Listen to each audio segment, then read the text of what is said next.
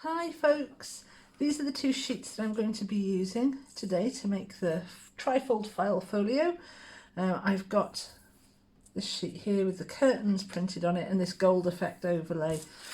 This is reverse printed with this sheet here, and then I'm going to be using this sheet because there's lots of nice little areas of interest that I can pick out to make the pockets with.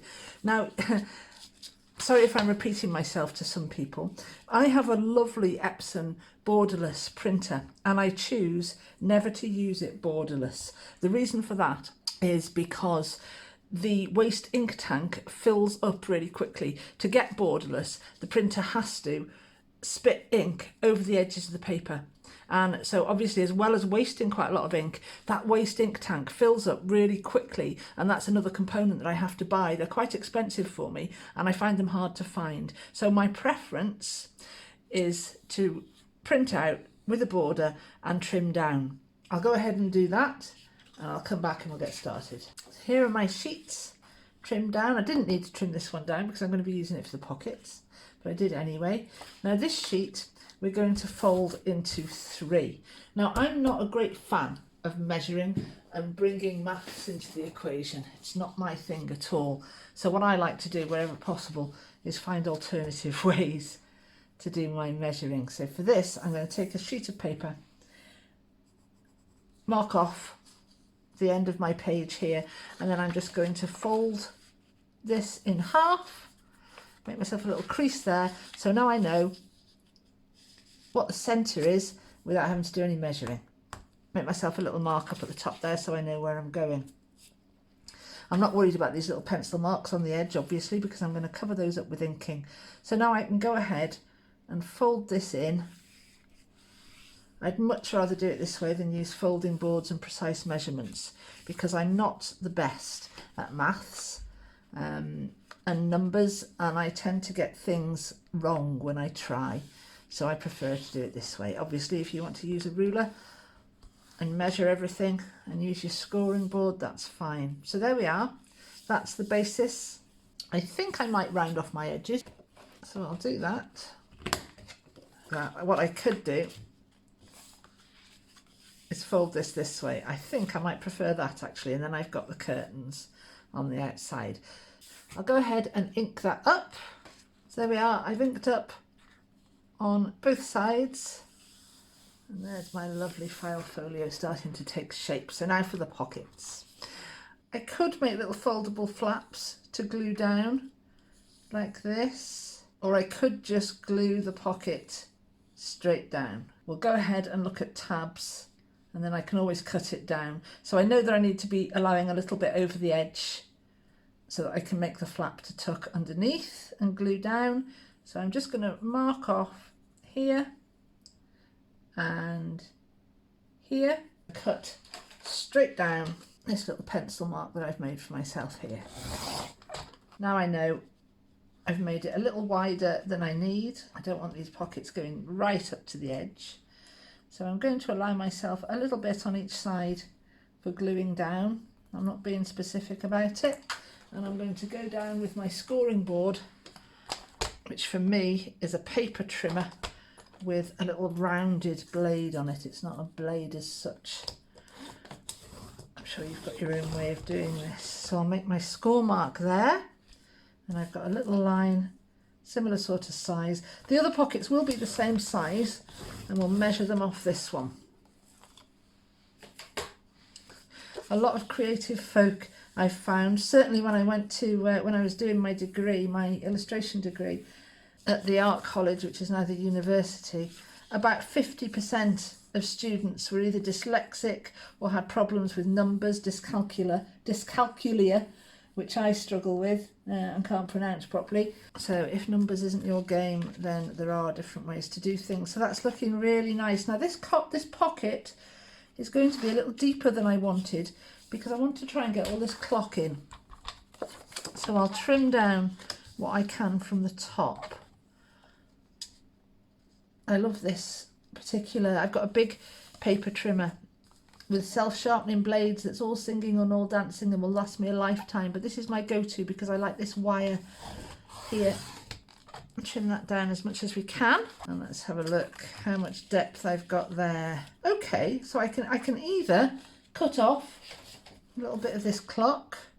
Don't want to do that, I don't think. I want all the clock in. I'll allow myself a little flap to glue down underneath, so I'll trim down more than I need, and then I'll put a fold, a crease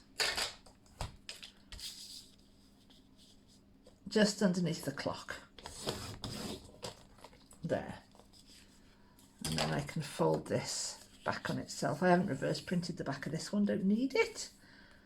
There, now I've done that, I'll grab my scissors and I'm just going to angle this here and here, going across that point where the two creases intersect. Lovely. And now I can ink this up. I'm going to ink up the top edge, that folded edge, that folded edge, and that folded edge. There we are. That's what that looks like in place. Looking good. And I've made it a little bit shorter deliberately so that I don't have any problems with these hinged parts here when I come to close it. That'll be lovely. And now I will need to make my second pocket, and I can use this one as a template for that. So no measuring involved.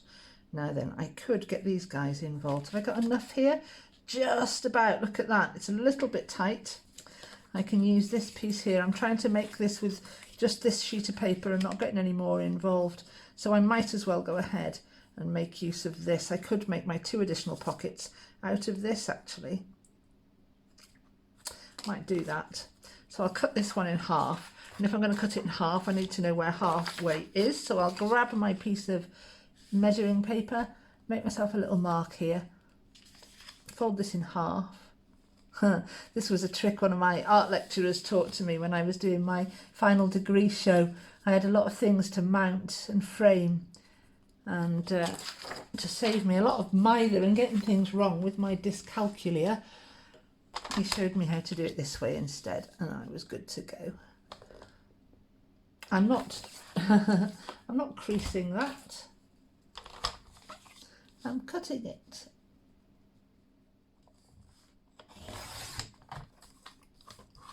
So I've got 2 smaller pockets for this piece with the dancers on it. I think that's what I'm going to use. So I'll cut just above my dancers. There's a nice little bit here with a bit of invitation, but I'll choose to go with the dancers. I'll go roughly the same sort of depth with this one. I'm not too concerned. Okay, right, so I need to use this fella as a guide so that I know how wide to make my... I'm really tight here on the little flaps to tuck underneath, but we can do it.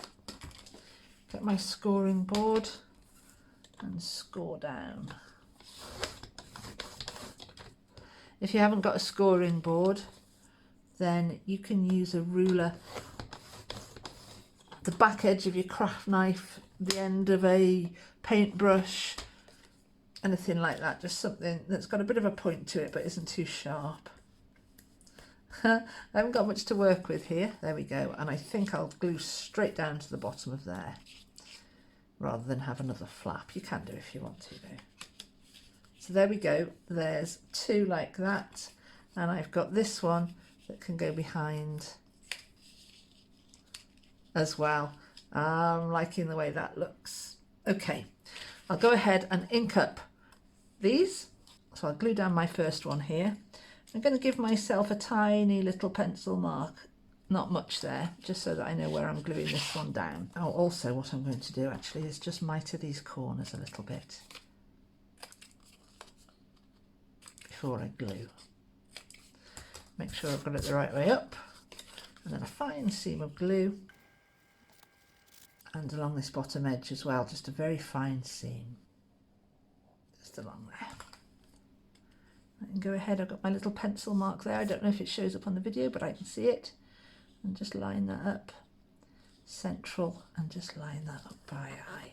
If you want to, you can measure it off again. You don't need to use a ruler. You can take your piece of paper, draw a mark there, and you can see if they tally, which they do. Same again here. I don't need to put a mark here because I know I'm just going to just underneath that bit of text. This is very tight. Oh, I haven't mitered those little edges. Not much point. It's tight, but it's enough for a seam of glue, and I love this glue and I'm very confident in it, so I'm not worried. And we'll glue along the bottom. Line this up over our top one, just to there, like that. Looks great. I want to make sure this grabs because I am asking a lot of it. There we are. And now my final pocket, I'm putting about here. So I've got about the same sort of depth on those two pockets. Again, nice seam of glue. And I'll just line this up by eye, lining it up with the bottom and glue that down. I think I might just close it up and just give it a nice press down for a moment so everything's good. That's it. That's our file folio nearly complete. I've got this back here. I could decorate with another pocket if I wanted to, or just leave this as it is. It's a beautiful sheet of paper. I'm going to make a closure for this now. So I've got my temperamental little circle cutter and I'm going to cut myself 2 discs. Come on! You see, it hates me. And I've just got random little patterns on, and I'm going to make some closures for those. I'm going to actually double up with that so I've got an extra thickness. So I'll make 2 more. There we are. So there's my discs. I'll glue them together, white sides facing. Make sure they're lined up, press them together and let them dry. I'll choose which way up I want those to be. Now then, as much as I want to invest in a crocodile or another really good eyelet setter, I haven't yet. I keep putting it off. So I have to find a workaround because I'm using one of these. I've got my little eyelets that came in quite a cheap kit and it's okay. You have to use a hammer. But actually making a hole in the centre of here is a nightmare. So my workaround is to do it like this. Take something soft. I'm using my wonderful ball of string, and with some kind of something sharp, I'm going to just make a hole in the centre here and work that around. It's a little bit of a fiddle, and every time I do this I think it's definitely time for me to get a crocodile, but I don't use it that much, you see, so I put it off, and then you can go in with a pair of scissors, make this hole a bit bigger until your little eyelet fits. These kits, if you don't use eyelets, are quite cheap. There we go. So that's okay, that's done. And I've got to go through that process for this one and this. So I'll do this one. I've made my hole and get the tip of my scissors in there and just make that hole a little bit bigger. Not too big. And I'll just make a mark in the middle. And the same here. Could use a pencil, of course. Whoops, there goes my eyelet. There we are.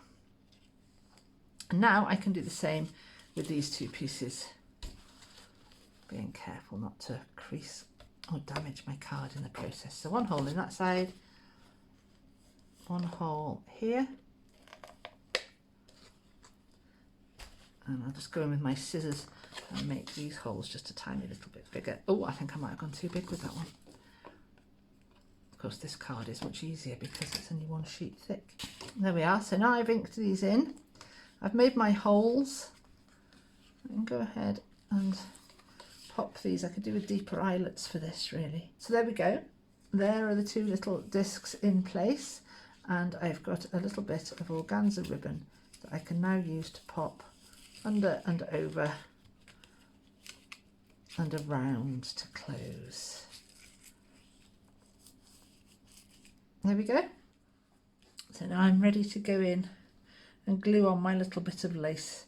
I'm very mean with my little stash of cotton lace. I absolutely love it, and I'm always very careful where I put it. So I think I'm going to put these little pieces at the top and these little pieces at the bottom. If I wasn't so stingy, I could go all the way around, but that's not happening. There, I'll glue these 2 pieces on the bottom. I feel confident about where I want those to go. There, I'm just putting glue on the top edge, and I'm going to leave the bottom edge loose. And I want to set that just a little bit further up. I don't want it to go right down to the bottom. And the same with this one. Can't avoid getting gluey fingers with this lace. Oh, I love it. I love cotton lace. Absolutely love it. Like I said, I've got quite a nice little stash, but my favourite bits I've only got little bits of now because I've used it all. And I did have enough to go all the way around this, nearly used it, but I couldn't. It's there for another day. There we are. I think that's looking really pretty. And I've got two little bits cut here to go up at the top, just to give me a little bit of balance. And I think I might put a seam of glue on my card for this one. I do like it just set in a little bit. Bye bye butterfly. A bit of glue down there. And I'll put my lace on. Go and sit on there, you little beauty. There, and I'm happy now that I've prettied up my folio without using too much of my treasured lace. Let's pop this around again, see what we're looking like, see if I want to do any more to this. I could put a little bit of something on there, couldn't I? I think I'll have a look at using this sheet. I love this sheet that I made, a coffee dyed piece of paper that I scrumpled up first of all to make this lovely kind of dragon skin leather kind of effect. So there's my little heart there. I'll link it up and see what gives. I think I'll just glue that down there like that. I like it a little bit off center. There, I could do a smaller one down at the bottom here for balance. Yeah, that's sweet. I do like off-centered, but I also like balanced. But there's no rules really. Do what pleases your eye. Move things around until you're happy with the way they look. And do it to suit yourself. Everything else will fall into place. There we are. That's the outside of the file folio complete. I've got this little scrap and I'm going to do some corners going on about a 45 degree angle there, and come down and cut this here. So now I've got my 90-degree angle, and thankfully it's laced so it'll be a little bit forgiving. I can scrunch and stretch. And I'll do the same on this side. The glue straight on my page, like this, and pop you on top. And pop this little bit of glue down here. I think I'll employ my ruler to glue that down rather than my fingers. And that's going nicely. Check he's straight enough. Lovely. So I've got a little bit of lace. I haven't gone mad with it. What I have got, of course, over here somewhere is this little scalloped edging, and I'm tempted to do a little bit of something here with this. I think that will finish it off just nicely.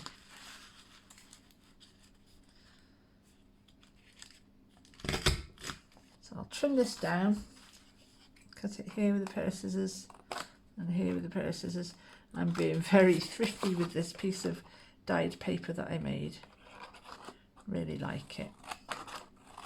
So I've made myself some paper lace. Saves my actual lace stash even more.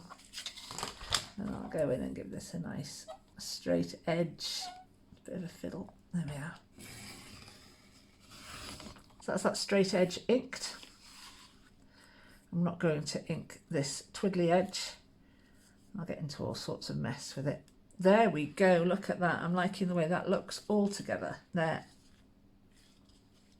That's it, that's our finished file folio. I just feel that I need a little bit of something here. And you've got so many options, obviously. For the sake of wanting to get this project done now, I'm going to go back to this sheet of paper and cut myself another one of these hearts. Ink my edges. And then for a bit of a change and a bit of an accent, I'm going to go in with a little bit of gilding wax and just highlight some of those areas there. I don't know if you can see that on the camera, but that's given me quite a nice little sheen and a little bit of something else. I could of course pop something under there. This is where I really like lace, where I don't have to use too much of it. I'm just going to cut a little scrap and I'm just going to glue it on randomly without overthinking it.